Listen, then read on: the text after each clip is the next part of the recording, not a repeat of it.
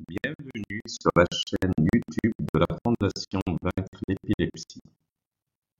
Dans cette présentation, nous discuterons de ce qu'est l'épilepsie abdominale, à quoi ressemblent les crises abdominales, du diagnostic de l'épilepsie abdominale et du traitement de l'épilepsie abdominale.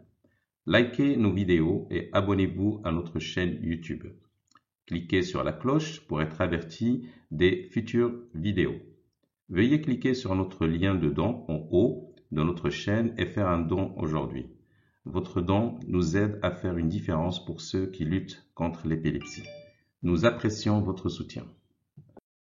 L'épilepsie abdominale est une forme rare d'épilepsie du lobe temporal qui se manifeste souvent par des épisodes de douleur abdominale, de nausées et de vomissements suivis d'une perte de conscience ou d'une somnolence post-critique, touchant principalement les enfants.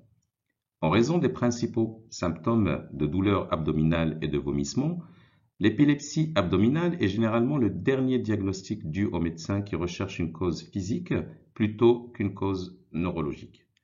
De nombreux patients peuvent être mal diagnostiqués avec des douleurs abdominales psychogènes, douleurs résultant de problèmes psychiatriques, ce qui entraîne un traitement inapproprié qui ne résout pas leurs symptômes et est stigmatisé dans le processus.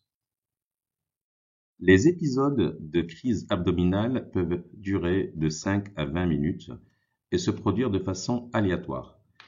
Les crises abdominales diffèrent des migraines abdominales qui peuvent durer des heures ou des jours. La douleur abdominale peut agir comme une aura avertissant la personne qu'elle va avoir une crise. Les crises abdominales créent généralement une douleur centrée autour du nombril, mais peuvent survenir dans d'autres parties de l'abdomen. La douleur peut être accompagnée de symptômes, mais plus souvent associée à des symptômes d'épilepsie tels qu'une perte de conscience ou une crise tonico-clonique. D'autres symptômes peuvent être des maux de tête, des nausées et des vomissements. Dans l'état post-critique, la personne se sentira léthargique et pourra dormir plus que d'habitude pour récupérer. En cas de suspicion qu'une personne souffre d'épilepsie abdominale, un EEG, électroencéphalogramme, sera commandé. L'objectif sera de voir s'il y a une lecture anormale en ce qui concerne les symptômes gastro-intestinaux et ou neurologiques. Si de telles lectures sont relevées, le neurologue diagnostiquera alors le patient souffrant d'épilepsie abdominale. Des médicaments anticonvulsivants tels que le trileptal ou l'acide valproïque sont prescrits pour traiter l'épilepsie abdominale.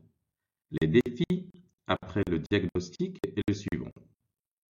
Si le patient développe un reflux acide, une pancréatite ou un trouble de côlon irritable, on peut supposer que les symptômes sont liés à l'épilepsie abdominale.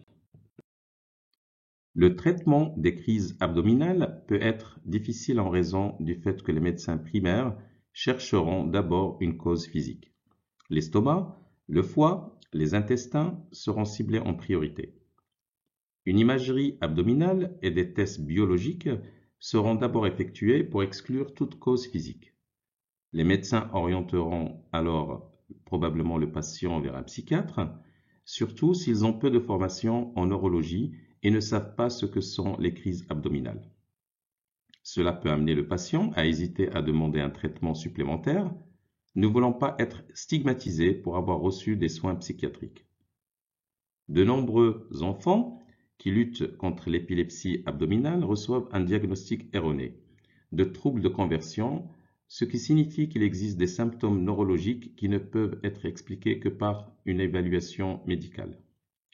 Souvent, lorsqu'il n'y a pas de déclencheur clairement identifiable et ou que l'enfant vit dans une zone à faible statut socio-économique, les risques d'erreur de diagnostic augmentent considérablement. L'épilepsie abdominale est une forme rare d'épilepsie du lobe temporal qui se manifeste souvent par des épisodes de douleur abdominale, de nausées et de vomissements, suivis d'une perte de conscience ou d'une somnolence post-critique touchant principalement les enfants. L'épilepsie abdominale est rare et souvent diagnostiquée à tort comme une douleur psychogène ou un trouble de conversion. Une fois que toute affection abdominale est exclue, un EEG peut être effectué pour détecter toute activité cérébrale anormale provoquant des douleurs abdominales.